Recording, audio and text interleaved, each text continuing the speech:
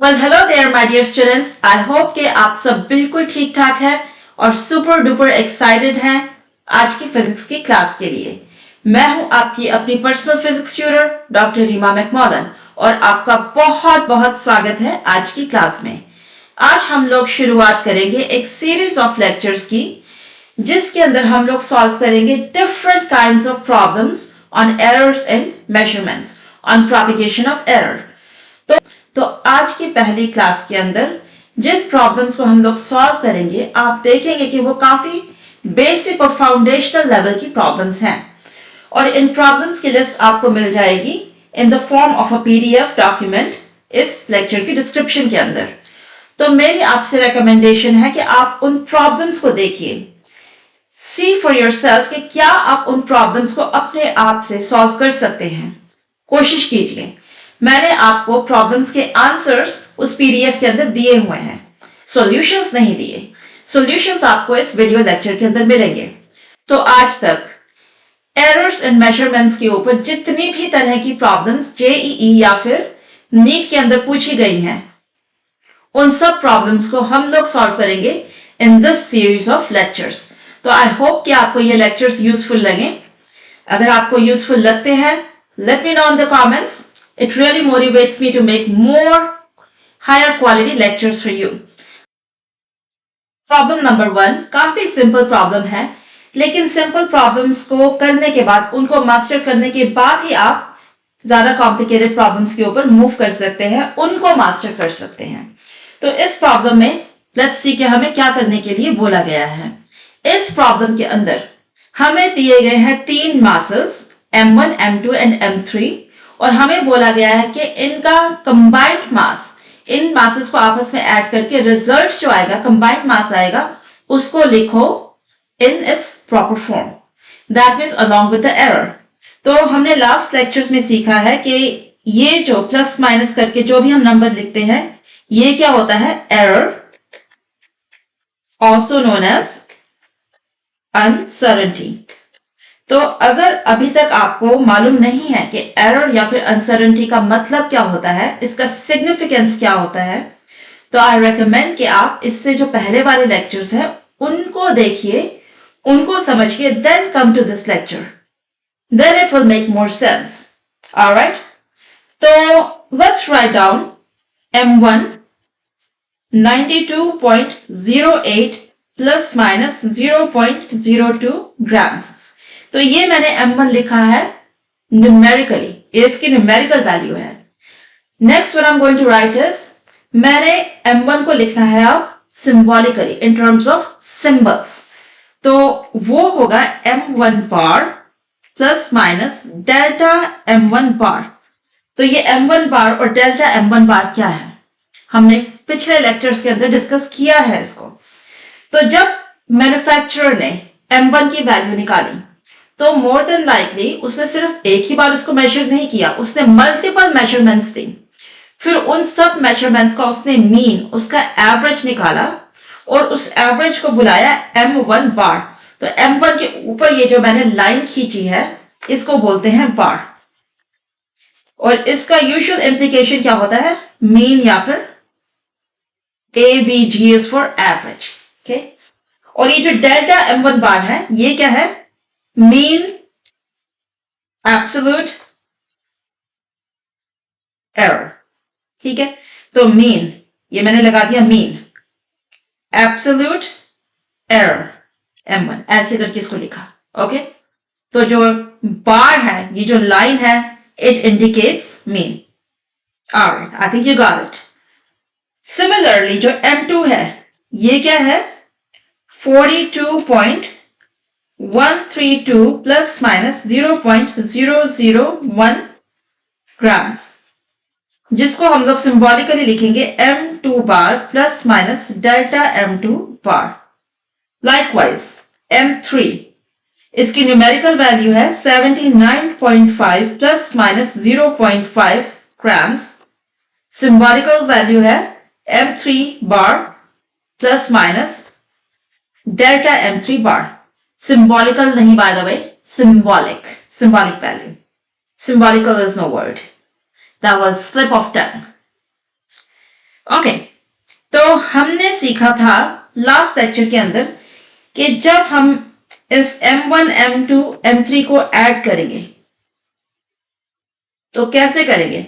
इनकी जो average values है उनको आपस में कर दो add, M1 bar plus M2 बार प्लस M3 बार। फिर जो अनसर्टेनिटी निकालनी है इस आंसर के अंदर वो क्या होगी? प्लस माइनस अनसर्टेनिटी जो M1 की है, M2 की है, M3 की है, इनको आपस में ऐड कर दो, वो आपकी बन जाएगी combined uncertainty of the answer. Regardless of हम इनको आपस में ऐड कर रहे हैं या फिर सब्ट्रैक्ट कर रहे हैं, जो अनसर्टेनिटी है वो हमेशा आपस में ऐड होगी।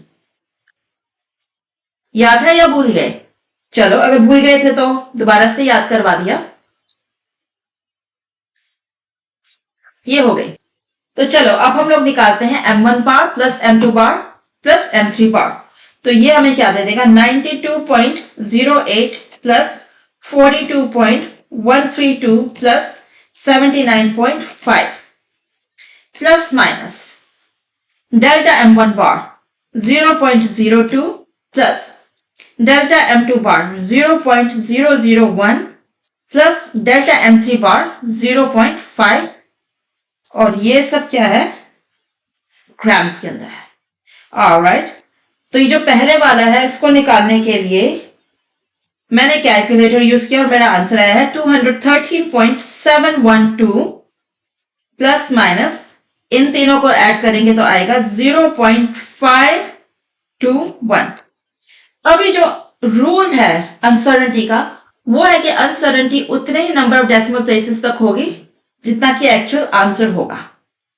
तो उस तरह से देखें तो ये हमें सही लग रहा है। अनसर्टेनिटी जा रही है up to 3 decimal places, so is the answer. लेकिन क्या ये आंसर सही है? नो, ये सही नहीं है। क्यों? क्योंकि ये जो एक्चुअल आंसर है 213.712, इसमें हमने अभी तक रूल्स ऑफ सिग्निफिकेंट फिगर्स को यूज नहीं किया, जो कि बोलता है कि जब हमने इन तीनों को आपस में ऐड किया तो जो फाइनल आंसर आएगा उसमें उतने ही नंबर ऑफ डेसिमल प्लेसेस होंगे जितने की हैं इन द नंबर जिनको आपस में ऐड किया गया है with the least number of decimal places, जो कि है ये वाला।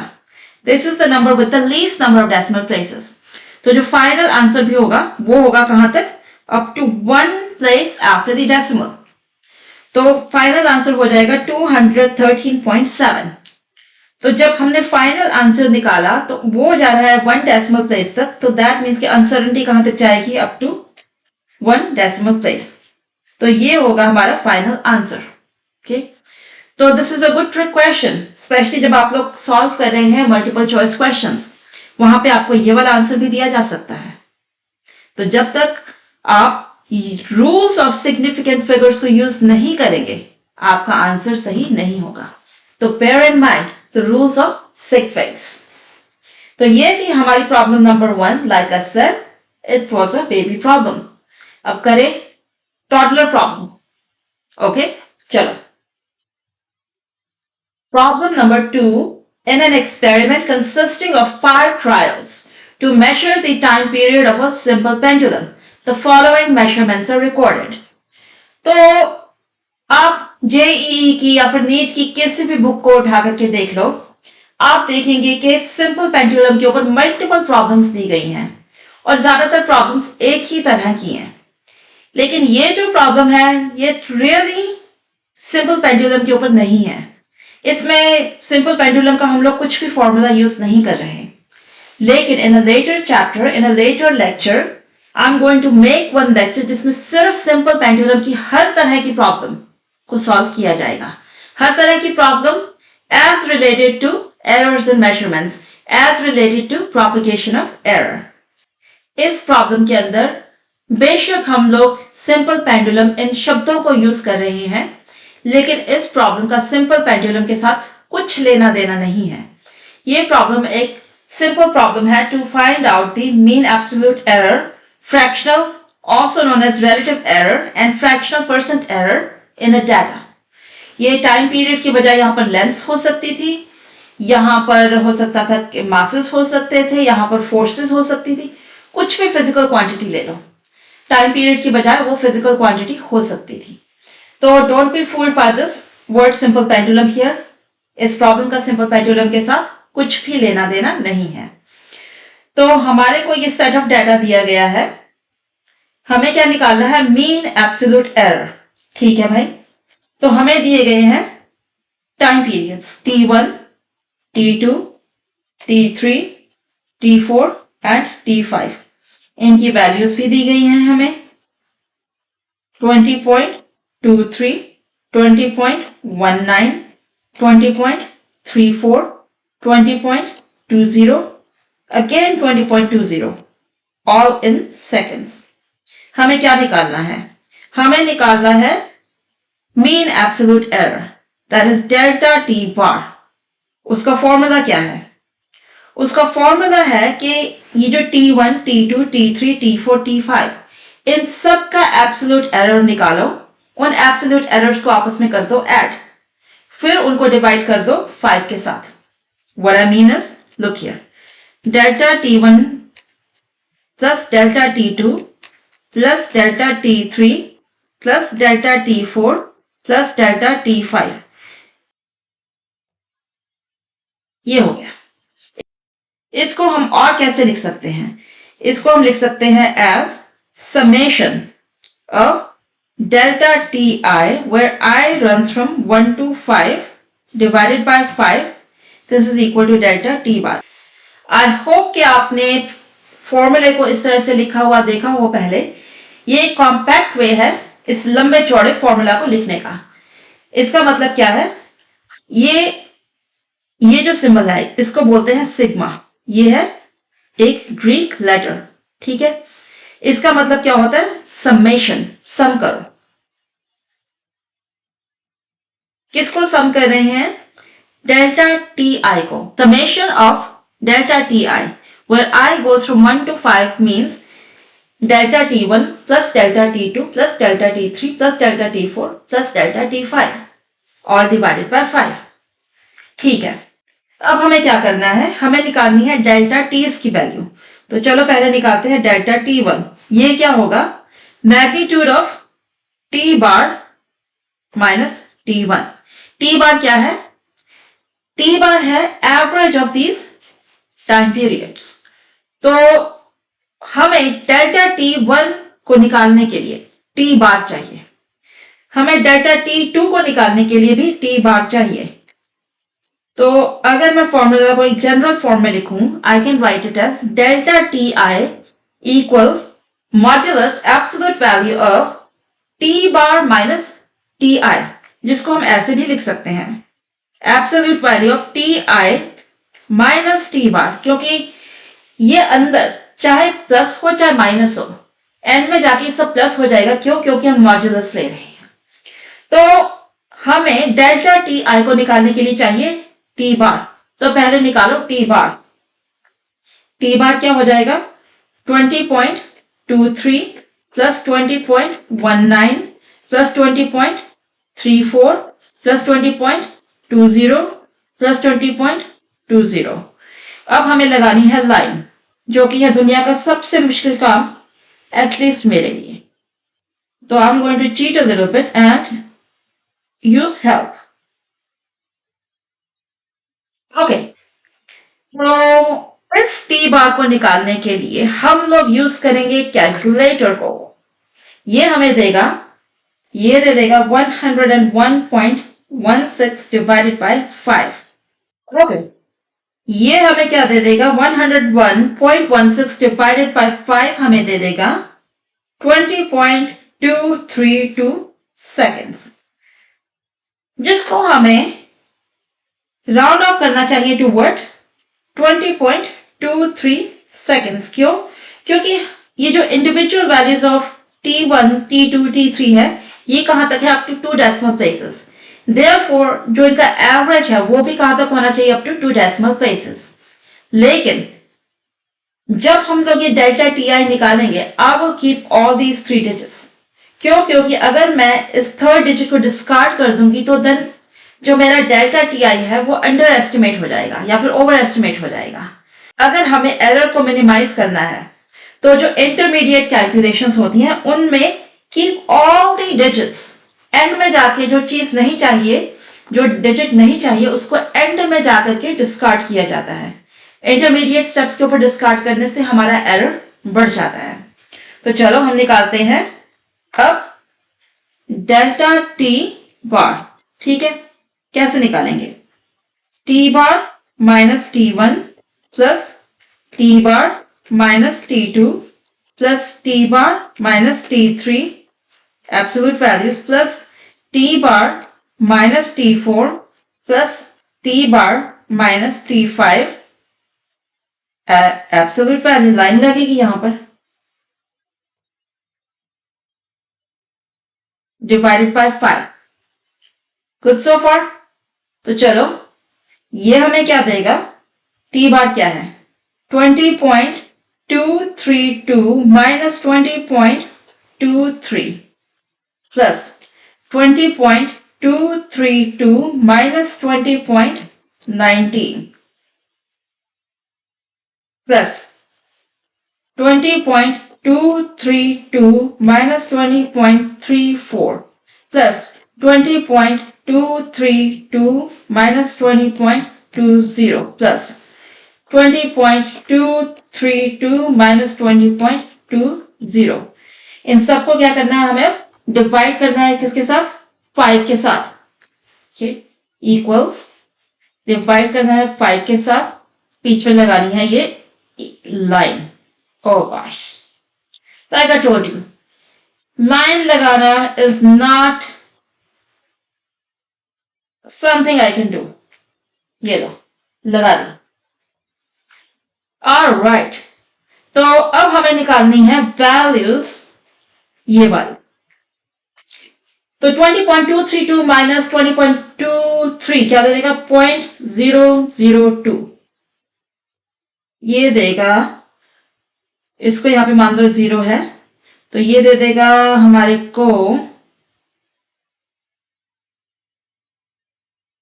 0.042। नेक्स्ट 20.232 माइनस 20.340 ये क्या देगा? ये दे देगा 0.108। फिर है हमारे पास 20.232 माइनस 20.200 ये दे देगा हमारे को 0.032।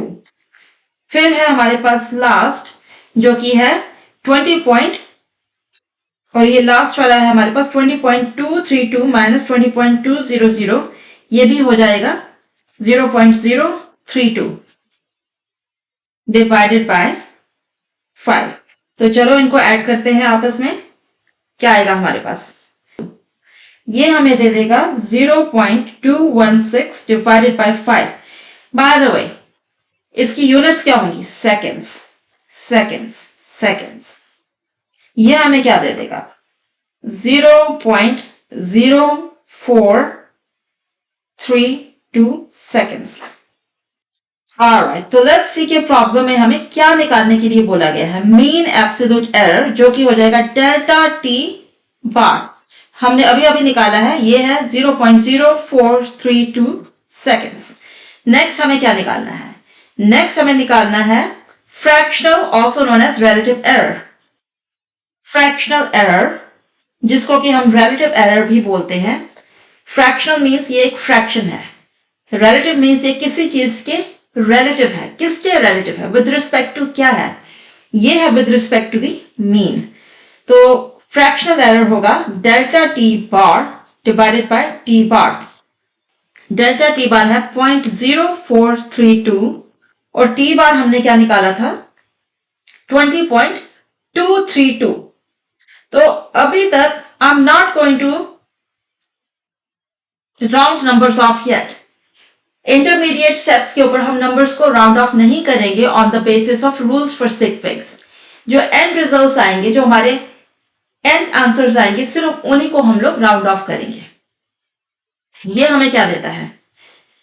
0.0432 डिवाइडेड बाय 20.232 ये देता है 0.002135। इसकी यूनिट्स क्या होंगी? Let's see. डेल्टा टी बार की यूनिट्स क्या है? सेकंड्स। टी बार की यूनिट्स क्या है? Seconds. Seconds divided by seconds cancels out. तो जो फ्रैक्शनल एरर या फिर रिलेटिव एरर है उसकी कोई भी यूनिट्स नहीं होंगी, वो एक डायमेंशनलेस, एक यूनिटलेस क्वांटिटी है। फिर हमें निकालना है फ्रैक्शनल परसेंट एरर। तो फ्रैक्शनल परसेंट एरर, इसका फॉर्मूला क्या होता है? Fractional percent error also known as relative percent error। ये हो जाएगा fractional error also known as relative error times 100%। तो हमने ऑलरेडी निकाल दिया है कि relative error क्या है? 0.002135 यहां निकाला था हमने। इसको हम लोग क्या करेंगे? मल्टीप्लाई कर देंगे 100% के साथ। ये हमें देगा 0.2135%। अब हम लोग करेंगे राउंडिंग ऑफ। जब हम लोग आंसर लिखते हैं वो लिखेंगे T bar plus minus delta T बार। तो टी बार जो है उसको राउंड ऑफ किया है टू 2 डेसिमल प्लेसेस। हमने टी बार को 2 डेसिमल प्लेसेस तक क्यों राउंड ऑफ किया है? क्योंकि जो ये जो इंडिविजुअल टीज थे वो सबके सब थे 2 डेसिमल प्लेसेस। तो टी बार है 20.23। तो अगर टी बार 20.23 है तो डेल्टा टी बार भी होगा 2 डेसिमल प्लेसेस। तो ये बन जाएगा 0.04 सेकेंड्स। ये हो गया हमारा आंसर। तो डेल्टा टी बार जिसको हमने निकाला है यहां पर, इसकी वैल्यू हो जाएगी 0.04 सेकेंड्स। फ्रैक्शनल एरर है 0.002135। तो ये जो लीडिंग डिजिट्स हैं, जीरोस हैं, तो ये जो लीडिंग जीरोस हैं ये सिग्निफिकेंट नहीं है। तो ये हो जाएगा 0.0021 यहां पर। तो आप इस डाटा के बारे में क्या बोलेंगे कि ये जो डाटा है, टीज हैं जो, ये इनकी प्रिसीजन कैसी है? What can you say about the precision of this data? तो आप देख रहे हैं कि जो लीडिंग 2 डिजिट्स हैं ये सारे के सारे 20 हैं, और जो डिफरेंसेस आ रहे हैं वो आ रहे हैं, ये जो 10th प्लेस के ऊपर है और 100th प्लेस के ऊपर है। और ये भी अगर आप इनकी भी रेंज देखो तो रेंज है सिर्फ 0.15।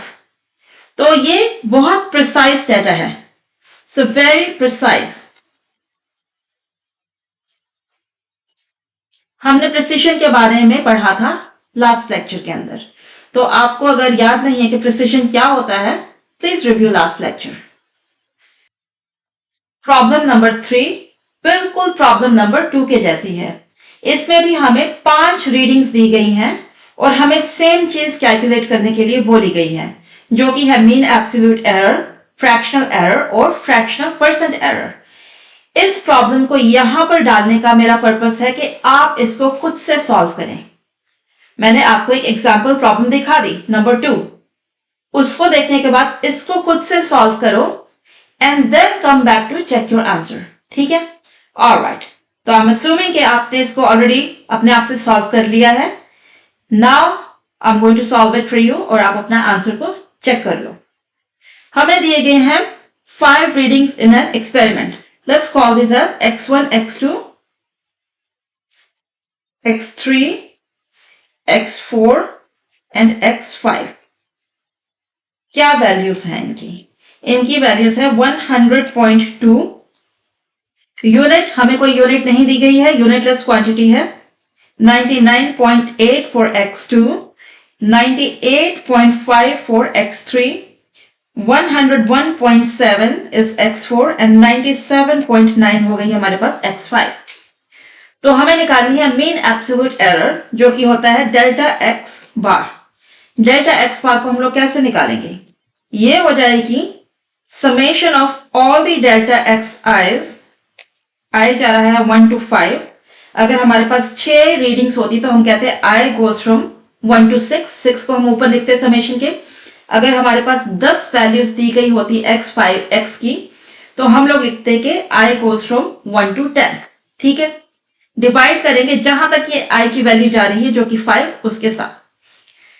तो दैट मीन्स कि हमें डेल्टा एक्स बार को निकालने के लिए क्या चाहिए, डेल्टा एक्स आईज, मतलब delta x1 plus delta x2 plus delta x3 plus delta x4 and delta x5।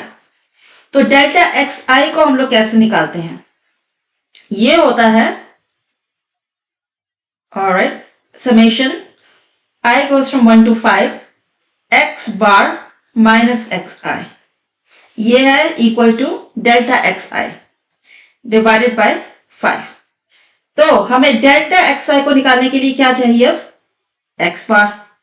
x bar क्या है, average value of this x's that's given. तो x बार क्या होगा, x बार होगा summation of xi, I goes from 1 to 5 for this case divided by 5 and I know कि ये हमेशा मेरा थोड़ा मिसमैच हो जाता है, but let me fix it।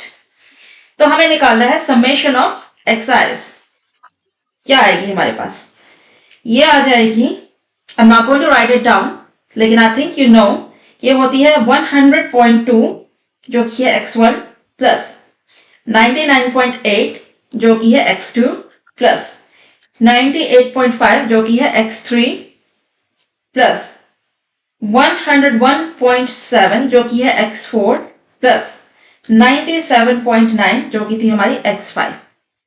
इसने हमें क्या दिया, 498.1 divided by 5 which is equal to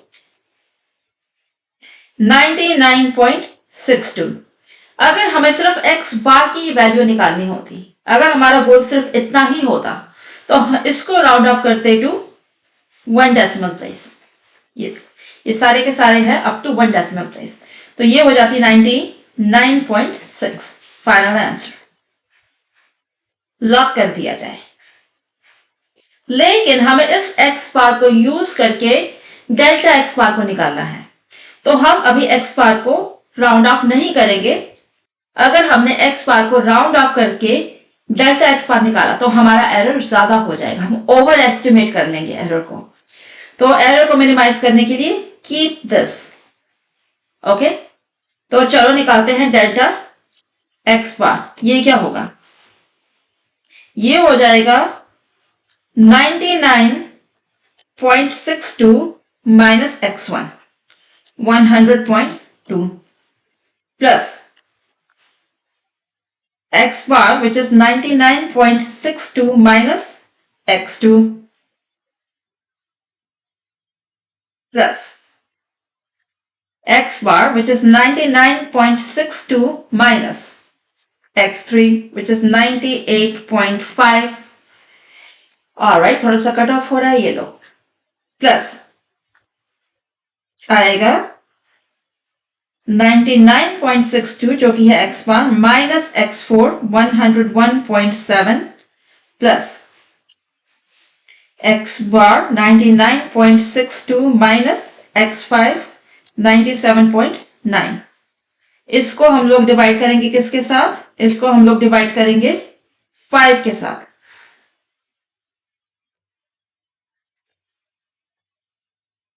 अब हमें क्या मिलेगा, 99.62 minus 100.2, of course negative number आ रहा है, लेकिन क्योंकि हम लोग मॉड्यूलस ले रहे हैं नेगेटिव बन जाएगा पॉजिटिव।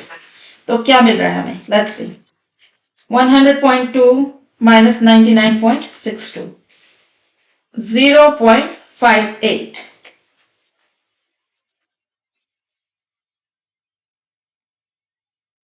प्लस 99.62 माइनस 99.8, ये आता है नेगेटिव 0.18, इसका भी बन जाएगा पॉजिटिव।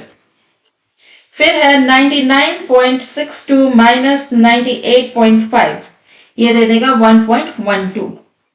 99.62 माइनस 101.7, ये देता है नेगेटिव 2.08। डिस्कार्ड कर दो नेगेटिव को, रखो सिर्फ यहाँ पे पॉजिटिव। फिर है 99.62 माइनस 97.9, ये देता है 1.72।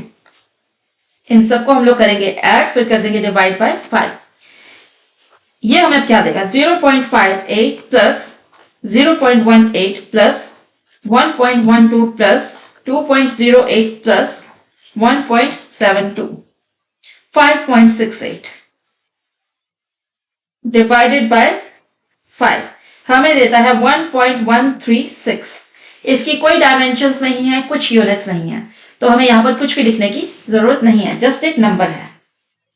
ऑलराइट, तो हमने निकाल दिया हमारा mean absolute error delta x bar equal to 1.136, चाहो तो इसको लिख दो 1.14 राउंड ऑफ करके। नेक्स्ट हमें निकालना है फ्रैक्शनल एरर। फ्रैक्शनल एरर क्या होता है? Delta x bar divided by x bar. तो वंस अगेन जितने भी डिजिट्स हैं उनको रखो सो दैट के हमारा एरर कम से कम हो।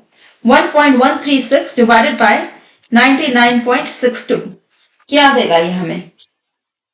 0.01140। ये आ गया हमारा फ्रैक्शनल एरर। फिर निकालेंगे परसेंट एरर, जिसको कि आप चाहो तो बोलो फ्रैक्शनल परसेंट एरर, चाहो तो बोलो relative percent error,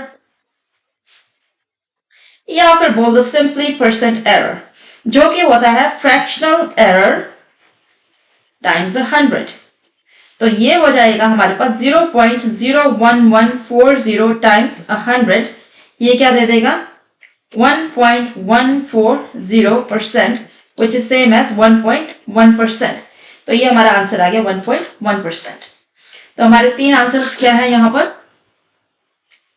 percent error 1.1%, fractional error 0.01, और जो हमारा था मीन एब्सोल्यूट एरर था वो था 1.14।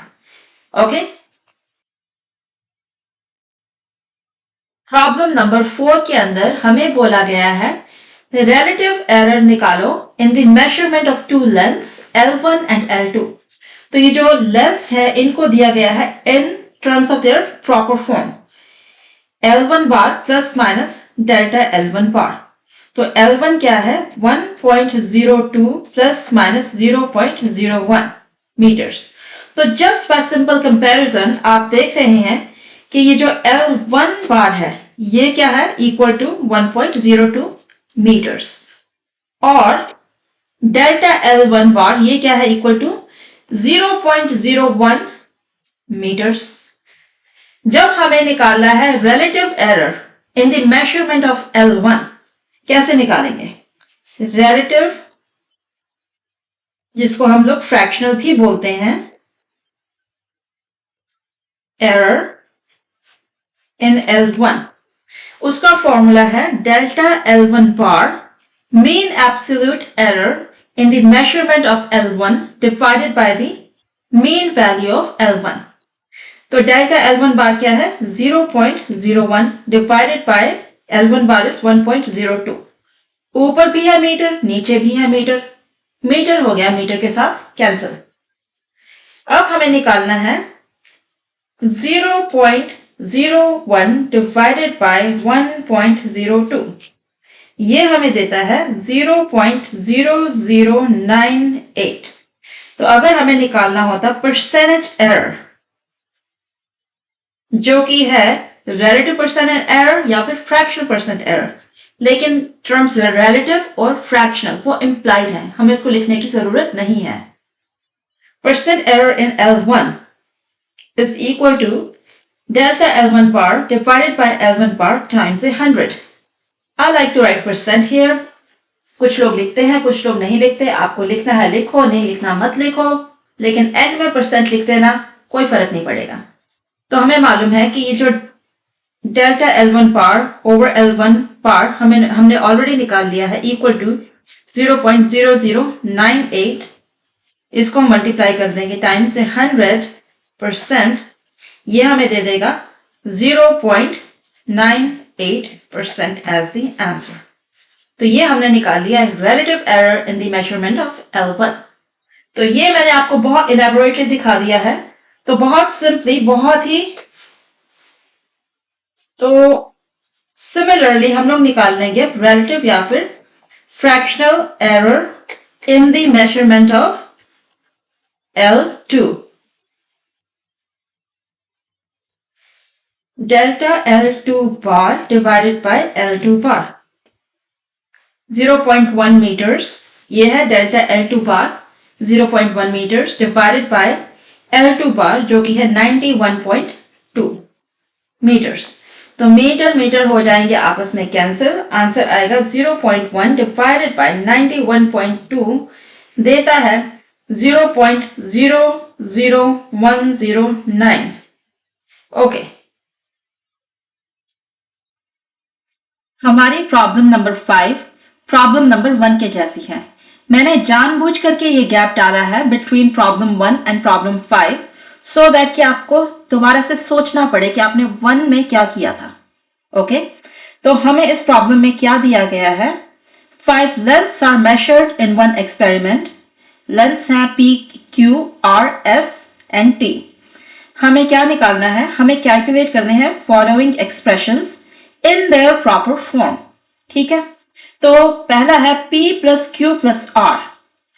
तो A, calculate P plus Q plus R। तो जो P है इसको मैंने लिखा हुआ है as P bar plus minus delta P bar. Hopefully अब तक आपको आदत पड़ चुकी है देखने की इन क्वांटिटीज को written in terms of their mean plus minus the mean absolute error. ठीक है, तो ये है symbolic form of what, 10 plus minus 1।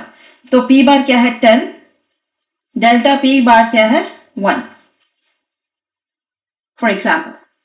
Alright, similarly जो Q है इसको हम लिखेंगे एस Q बार प्लस माइनस डेल्टा Q बार। R को लिखेंगे एस R बार प्लस माइनस डेल्टा R बार। तो अब हमारे पास रूल क्या है, रूल बोलता है कि जो मीन वैल्यूज है इन सबको आपस में कर दो add, P bar plus Q बार प्लस R बार। फिर अनसर्टेनिटी या फिर एरर निकालने के लिए प्लस माइनस जितने भी ये एरर्स हैं इनको कर दो आपस में ऐड, डेल्टा P बार डेल्टा Q बार प्लस डेल्टा R बार। अगर यहां तक आप पहुंच गए इसके बाद तो सिंपल अरिथमेटिक है जो कि आप शायद नींद में भी कर सकते हैं। तो चलो करें, P bar is 10, Q bar is 19.2, R bar is 22.20 plus minus delta P बार क्या है 1, delta Q bar is 0.2, delta R है 0.05। क्या देता है हमें, ये हमें देगा, okay let's see, 0, 4, 9 plus 2 is 11, बचा 1, 5 प्लस माइनस ये हो जाएगा 1.25 सेंटीमीटर। सही। नेक्स्ट हमें यहां पर यूज करने हैं रूल्स ऑफ सिक्स फिक्स। ये जो P बार Q बार R बार थे इसमें जो नंबर था with least number of decimal places वो था 10। तो हमें 15.40 को भी राउंड ऑफ करना है into a whole number like this 10 is, तो ये बन जाएगा 51।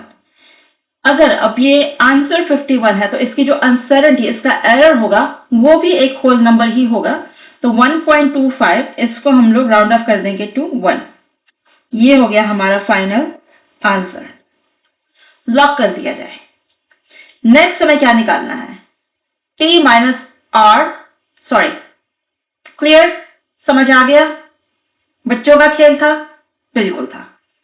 Alright, moving on to B।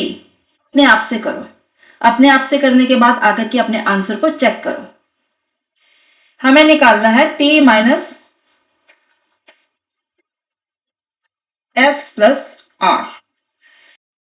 चलो इसको जल्दी से फिर से लिख लेते हैं सिंबॉलिक फॉर्म के अंदर, T बार प्लस माइनस डेल्टा T बार माइनस S बार प्लस माइनस डेल्टा S बार प्लस R बार प्लस माइनस डेल्टा R बार।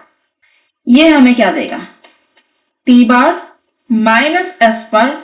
तो ये जो ओरिजिनल मीन्स हैं इनको आपस में कर दो ऐड, ये दे देगा T power minus S power plus R power, और जो अनसर्टेनिटीज या फिर एरर्स हैं वो आपस में हो जाएंगे add, despite of the fact that कि ये जो सेकेंड टर्म है ये सब्ट्रैक्ट हो रही है, एस को हम सब्ट्रैक्ट कर रहे हैं, लेकिन जो इसकी अनसर्टेनिटी, इसका एरर है, वो सब्ट्रैक्ट नहीं होगा, वो फिर भी ऐड ही होगा। That's the whole thing. आपको अगर इतना मालूम है उसके बाद तो इसमें कुछ करने लायक है ही नहीं एक्चुअली, पर चलो हम लोग फिर भी कर ही देते हैं। टी की वैल्यू क्या है? टी की वैल्यू है 101.83 माइनस एस की क्या वैल्यू है? एस की वैल्यू है 8.932। आर की क्या वैल्यू है? आर की वैल्यू है 22.20 प्लस माइनस डेल्टा टी की वैल्यू है 0.01, डेल्टा एस बार की वैल्यू है 0.002 प्लस डेल्टा आर बार की वैल्यू है 0.05। ठीक है भाई, चलो अब इसको कैलकुलेट करते हैं। इसको थोड़ा बड़ा कर लें। हमें चाहिए 101.83 माइनस 8.932 प्लस 22.20, ये हमें देते हैं 115.098 प्लस माइनस 0.062। ऑफ कोर्स ये सारा का सारा है सेंटीमीटर के अंदर, सही? ठीक है। अब हमें देखना है कि जो मैंने नंबर्स को ऐड किया है या फिर सब्ट्रैक्ट किया है, इन तीनों में से कौन सा नंबर है with the least number of decimal places. तो ये फर्स्ट एंड द थर्ड दोनों जा रहे हैं to 2 decimal places. That means कि जो फाइनल आंसर है इसको राउंड ऑफ करना पड़ेगा टू 2 डेसिमल प्लेसेस। ये क्या दे देगा? 115.10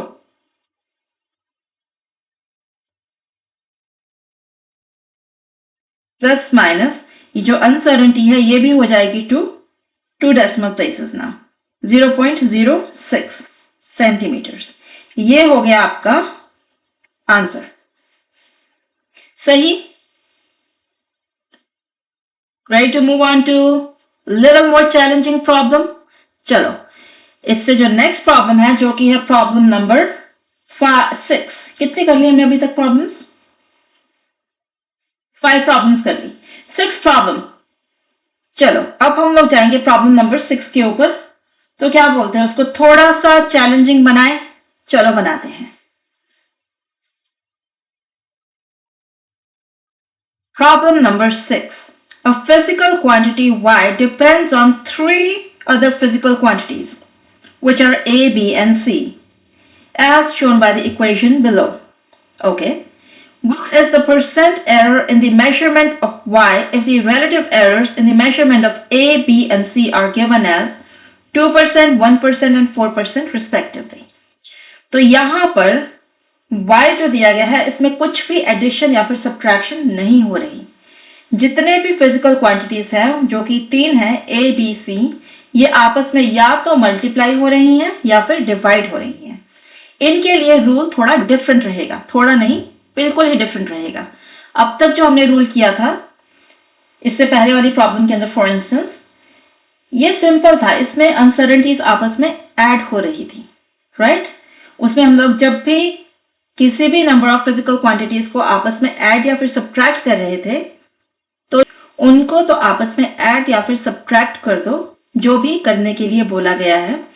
लेकिन जो उनकी अनसर्टेनिटीज है उनको आपस में हमें हमेशा ऐड ही करना था to get the final uncertainty of the final answer. अब क्या है, हमारे पास मल्टीप्लिकेशन एंड डिविजन की प्रॉब्लम्स है। इसमें क्या होता है, हमें निकालनी है रिलेटिव एरर इन y जो कि है डेल्टा y। ये हो जाएगा डेल्टा y ओवर y। ठीक है, ये कहां से आ रहा है? ये हमने लास्ट लेक्चर के अंदर किया था।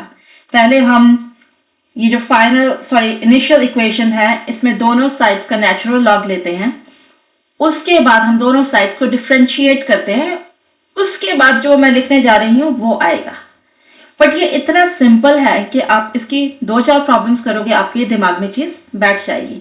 और 2-4 तो क्या, हम तो इसकी दर्जनों प्रॉब्लम्स करेंगे। ठीक है, चलो मूव ऑन।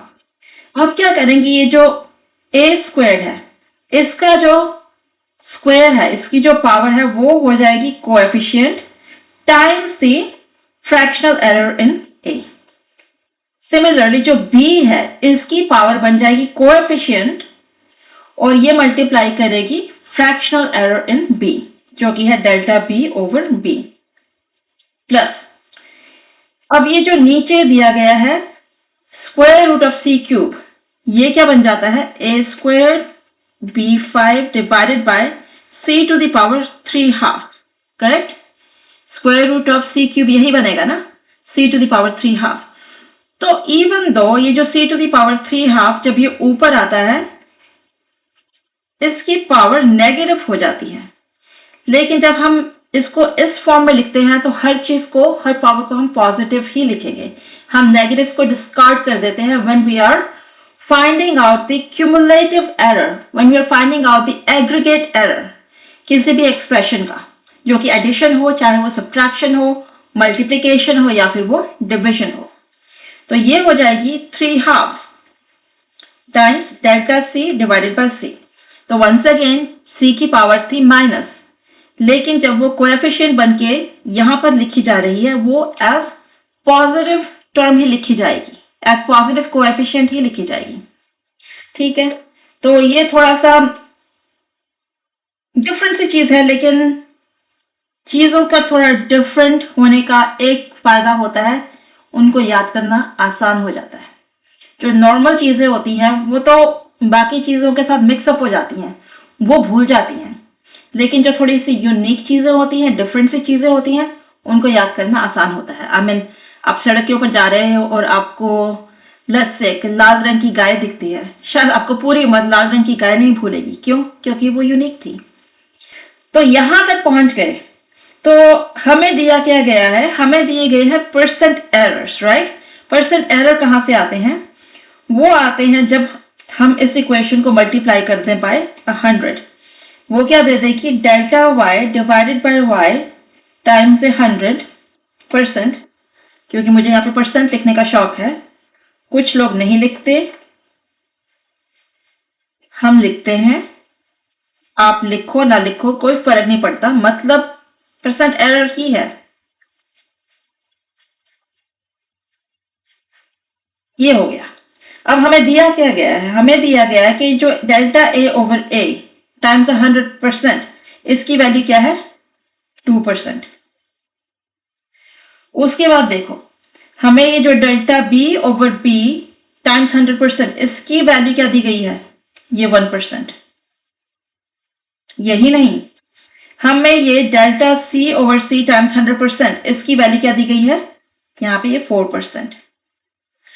तो क्या बनाइए, ये वाला 2 times 2% plus 5 times 1% plus 3 half times 4%, क्या दे देगा? 4% प्लस 5%, ये 2 टाइम्स 2 इज 4 प्लस 6%, आंसर क्या आ गया? 15%। इजी ब्रीजी था कि नहीं था? इसके बाद हम लोग चलेंगे नेक्स्ट प्रॉब्लम, जो कि होगी प्रॉब्लम नंबर 7 के ऊपर। वो भी ऐसी सी ही प्रॉब्लम है, थोड़ा सा उसको ट्विक किया गया है, नंबर सिंबल्स को थोड़ा चेंज कर दिया गया है।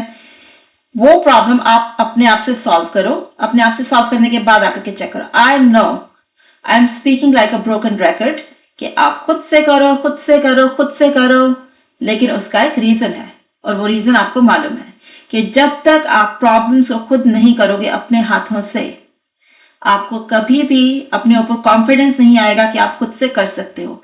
दूसरों को जब हम करते हुए देखते हैं तो सब कुछ आसान ही लगता है, जब खुद करने बैठते हैं तो कई बार तोते उड़ जाते हैं। तो उड़वाओ अपने तोते, खुद से करो सॉल्व। यहां पर ज्यादा तोते नहीं उड़ने चाहिए, क्योंकि ये तो लाइक आई सेड ऑलरेडी काफी सिंपल बेबी प्रॉब्लम्स है। Alright, moving on to next problem statement. Problem number 7 क्या बोलती है? बोलती है an experiment involves the measurement of the physical quantities A B C and D, 4 physical quantities with percentage error of 2%, 4%, 6% and 8% respectively. What is the maximum percentage error in the calculation of P where P is equal to square root of A times P divided by C square times D. तो चलो इसको ऐसे लिखते हैं, A to the power 1/2, B to the power 1/2, C की power 2, D की power just 1. लिखने की जरूरत नहीं, 1 तो इम्प्लाइड ही होता है. अगर आप इसको चाहो तो ऐसे लिखो, नहीं चाहो तो मत लिखो, कोई फर्क नहीं पड़ेगा. आई नो कि मेरा गोल है आपको फिजिक्स इस तरह से करवाऊं कि वो एक कहानी की तरह आपको समझ में आए. लेकिन ये भी सच है कि आप में से ज्यादातर लोगों का गोल है किसी अच्छे कॉलेज के अंदर एडमिशन लेना, और वो होगी on the basis of N entrance exam. Not to overstate the importance of an entrance exam. वो सिर्फ एक रास्ता है to get into a college. Main goal होना चाहिए चीजों को समझने का, but we still cannot ignore the importance of the exam. और एग्जाम में एक एक सेकंड बहुत कीमती होता है, तो जहां भी आप अपना वक्त बचा सकते हो बचाओ. इस फॉर्म में लिखने की कोई जरूरत नहीं है. ओके इसमें भी लिखने की जरूरत नहीं थी. आपको मालूम होना चाहिए कि ये जो न्यूमरेटर है ये क्या है, a to the power 1/2 times b to the power 1/2. ये आप अपने दिमाग में रख सकते हो. उसको दिमाग में रख के आप अपनी नेक्स्ट इक्वेशन लिख सकते हो जो कि बनेगी डेल्टा p ओवर p. चलो हम इसको अभी से ही 100 के साथ मल्टीप्लाई भी कर देते हैं. 1/2 delta a over a times 100 plus 1/2 delta b over b 100 plus 2 times delta c over c times 100 plus 1 times, जिसको लिखने की भी जरूरत नहीं थी, और यहाँ पे by the way delta D है, जस्ट डी नहीं है, delta D over D times 100. क्या देगा हमें? हमें बोला गया है कि ये जो delta A over A times 100% जो कि है परसेंटेज एरर इन ए है इक्वल टू 2%. तो ये बनेगा 1/2 टाइम्स 2% प्लस ये वाला 1/2, और जो है परसेंटेज एरर इन बी वो है 4% टाइम्स 4% प्लस ये वाला 2 टाइम्स परसेंटेज एरर इन सी दिया गया है इक्वल टू 6% प्लस यहां से ये 1 है जिसको लिखने की जरूरत नहीं है, टाइम्स क्या है हमारे पास, परसेंटेज एरर इन डी जो कि है 8%. इसके बाद तो arithmetic, 2 times 2 is 1% plus 2 times 2 is 4, 2% plus 2 times 6, 12% plus 8%.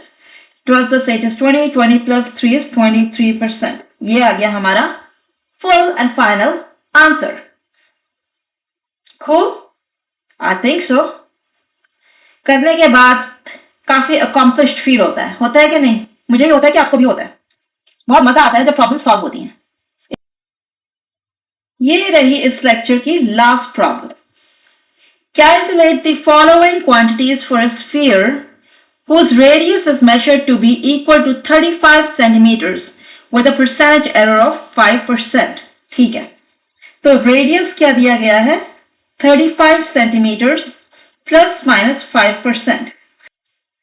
तो 35 का 5% होगा 35 टाइम्स 0.05, 1.75. तो ये हो जाता है 35 प्लस माइनस 1.75 सेंटीमीटर्स.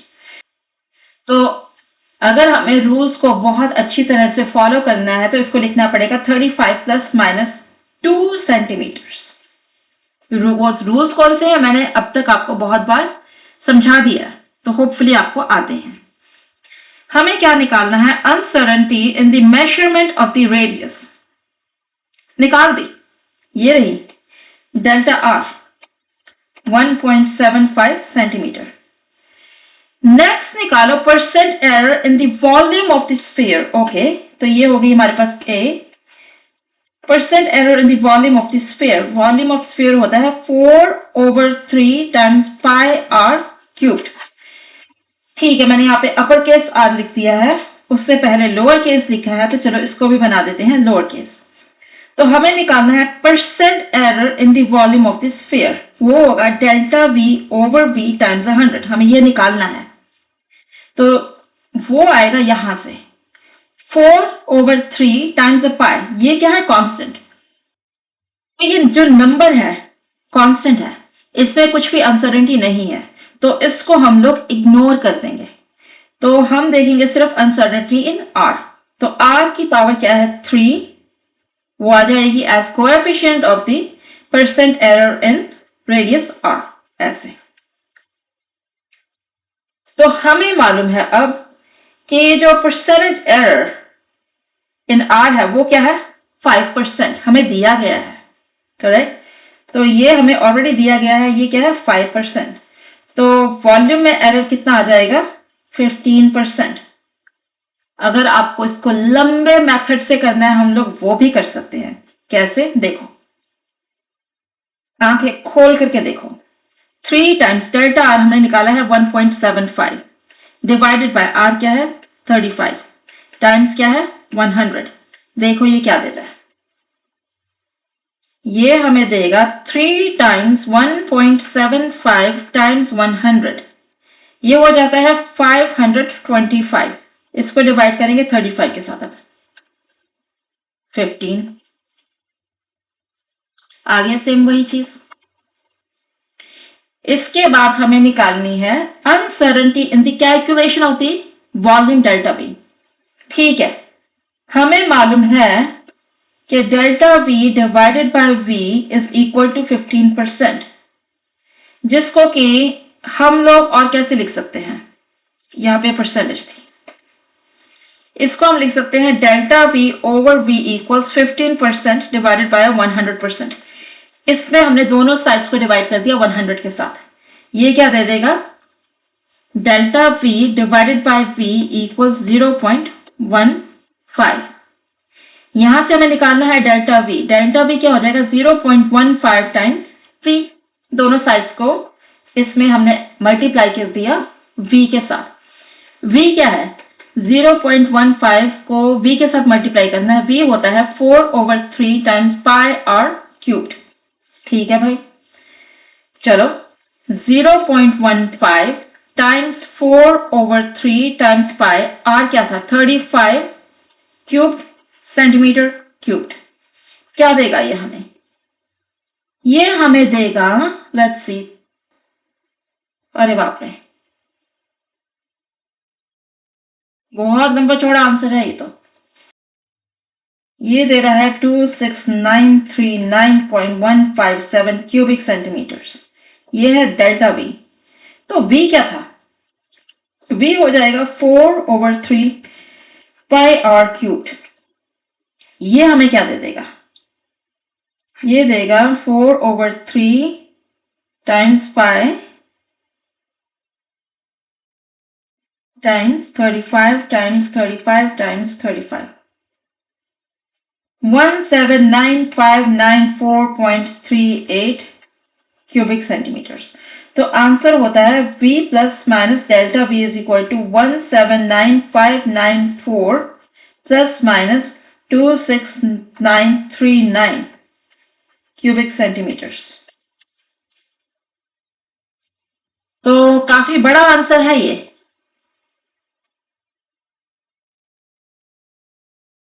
जो कि होगा अभी परसेंट एरर 15% है वॉल्यूम का यहां पर, और वॉल्यूम इटसेल्फ काफी बड़ा नंबर है यहाँ पे। क्यों? क्योंकि रेडियस है 35 का क्यूब करो कि बहुत बड़ा नंबर आता है, और उस बड़े नंबर को फिर हम लोग 4/3 टाइम्स पाई के साथ मल्टीप्लाई कर रहे हैं, जो कि है ऑलमोस्ट इक्वल टू 4। तो उसका 15% बड़ा ही होगा। You see that? ऑलराइट, तो ये तो था हमारा आज का लेक्चर, जिसमें हमने की है नन्ही Munni problem solve on propagation of error analysis. इससे जो नेक्स्ट चैप्टर आएगा उसमें हम इससे थोड़ी हायर लेवल की प्रॉब्लम्स को सॉल्व करेंगे। आई होप कि आपको ये लेक्चर यूजफुल लगा हो। बहुत जल्दी मैं मिलूंगी आपसे इससे नेक्स्ट लेक्चर के अंदर, जिसमें हम लोग और प्रॉब्लम्स करेंगे ऑन प्रोपेगेशन ऑफ एरर, जिनका लेवल आज की प्रॉब्लम से थोड़ा हाई होगा। उससे नेक्स्ट लेक्चर में उन प्रॉब्लम्स का लेवल थोड़ा और हायर होगा एंड सो ऑन। और हर लेक्चर का एक थीम होगा, उसमें जो प्रॉब्लम्स होंगी वो सिमिलर प्रॉब्लम्स होंगी। वो इंक्लूड करेंगी हर उस तरह की प्रॉब्लम जो कि अब तक जेईई या फिर नीट के अंदर पूछी जा चुकी है। Alright, good luck to you. पढ़ते रहिए, चीजों को समझने की कोशिश कीजिए, पढ़ाई को एंजॉय कीजिए। जब आप वो करेंगे तो अच्छे number will be a by product. Alright, see या।